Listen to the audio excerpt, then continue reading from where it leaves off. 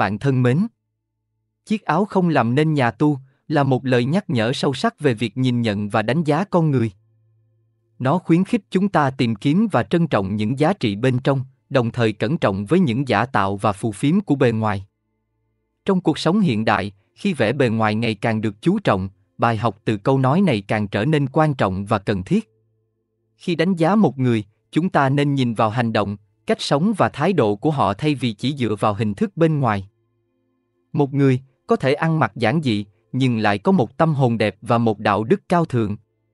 Xã hội ngày nay thường coi trọng hình thức và dễ bị lừa dối bởi vẻ bề ngoài bóng tiền chi phối mạnh mẽ mọi lĩnh vực cuộc sống, là thước đo cho hầu hết mọi giá trị, thì cuộc sống của thầy là một tấm gương giúp chúng ta nhận diện ra những giá trị đích thực trong cuộc sống đời thường và cả trong đời sống tôn giáo. Chân lý cao cả đó, sự thật đó lại được thể hiện trong một con người bình dị, trong một cuộc sống bình dị. Khi có quá nhiều người đi theo, quá nhiều người hâm mộ, thầy vẫn giữ sự khiêm cung, luôn xưng mình là con với tất cả mọi người, ngôn ngữ đơn giản, minh họa bằng những câu chuyện và ví dụ thực tế, giúp người nghe dễ dàng nắm bắt và thực hành theo. Có lẽ chính vì vậy mà thầy có được sự yêu thương, ngưỡng mộ, thậm chí sùng bái từ rất nhiều người. Bởi vì chính cuộc sống đạo hạnh của thầy giúp nhiều người ngộ ra chân lý mà họ không tìm thấy ở những ngôi chùa chính thống. Chiếc áo không làm nên thầy tu. Một người có thể mặc trang phục của nhà tu, nhưng nếu họ không sống đúng theo những giáo lý và đạo đức của Phật giáo, họ không thực sự là một nhà tu chân chính. Phẩm chất, lòng từ bi, sự kiên nhẫn và đạo đức là những điều xác định một nhà tu thực sự, không phải trang phục, không phải cái áo thầy tu khoác lên người. Một vị chân tu sẽ không cần chiếc áo, bởi vì chiếc áo không xác định được phẩm chất, đạo đức hay lòng thành của một người. Bản chất, tâm hồn và hành động của một người mới là điều quan trọng và quyết định họ là ai. Bài học thứ hai, kiên định vượt qua nghịch cảnh. Không gian yên lặng, sự im lặng hay sự yên tĩnh, đóng vai trò vô cùng quan trọng trong quá trình tu tập và đạt đến giác ngộ, nó lại càng đặc biệt quan trọng với một vị tu hành, khất sĩ. Sự yên lặng sẽ tạo ra sự tự nhận thức. Sự yên lặng cho phép các vị tu hành tự nhìn vào thế giới nội tâm bên trong mình. Họ có cơ hội khám phá những suy nghĩ, cảm xúc và bản chất thật sự của bản thân. Qua đó, họ có thể hiểu rõ hơn về những điều gây ra đau khổ và phiền não, và tìm ra cách để vượt qua chúng.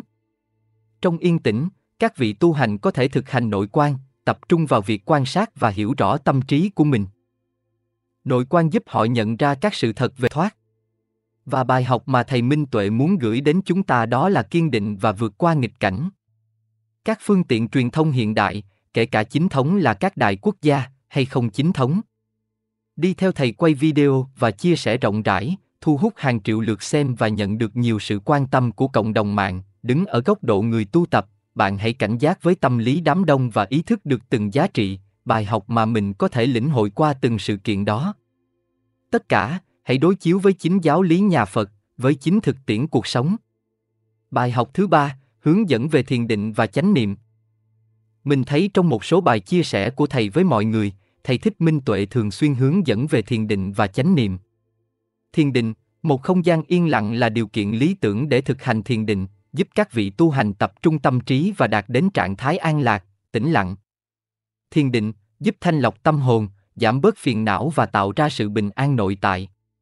Chánh niệm, trong sự yên lặng tuyệt đối, các vị tu hành có thể thực hành chánh niệm, tức là sự chú tâm vào hiện tại mà không bị sao lãng bởi những tác động bên ngoài. Chánh niệm giúp họ sống một cách tỉnh thức, nhận biết rõ ràng mọi hành động, lời nói và suy nghĩ của mình.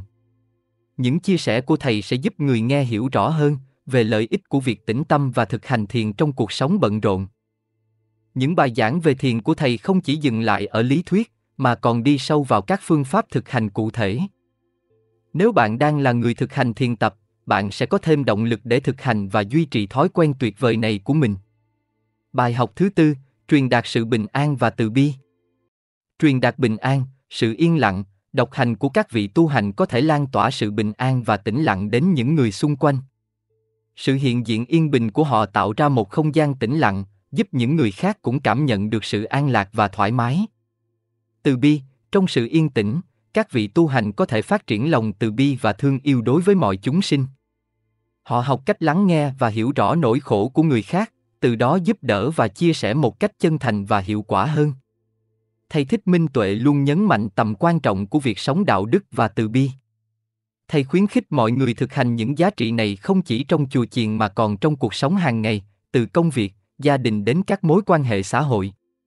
Việc thầy đi chân đất cũng thể hiện lòng từ bi đó với lý do thật giản dị. Thầy nói: bàn chân trần của con thì bền hơn đôi dép, và khi đi chân trần, con cảm nhận được mặt đất dưới chân để khi lỡ đạp phải loài chúng sinh nào trên mặt đất, con nhận biết để tránh.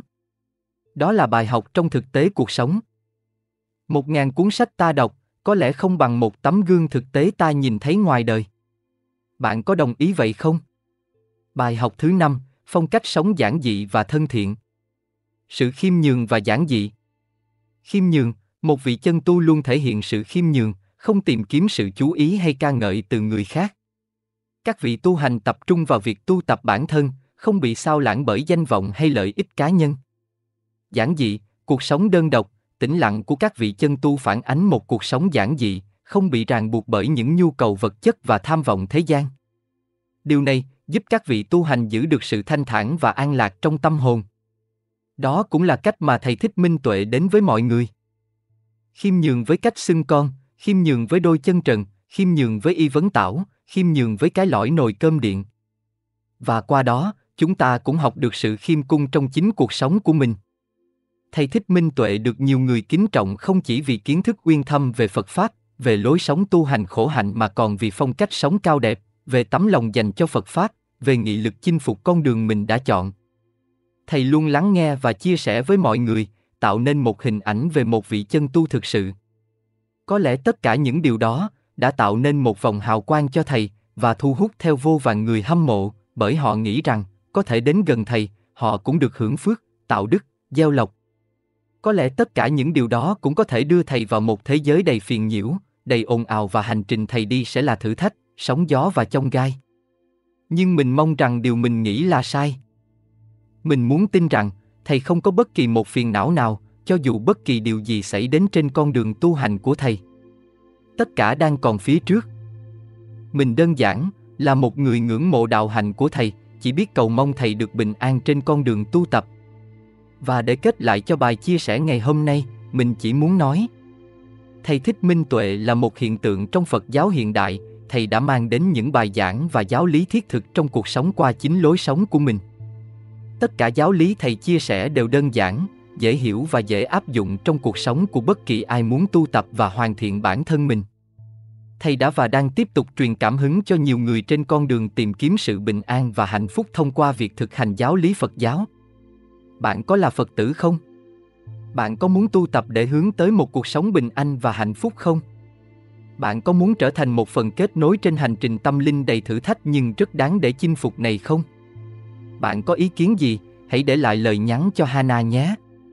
Chúc bạn ngày bình an.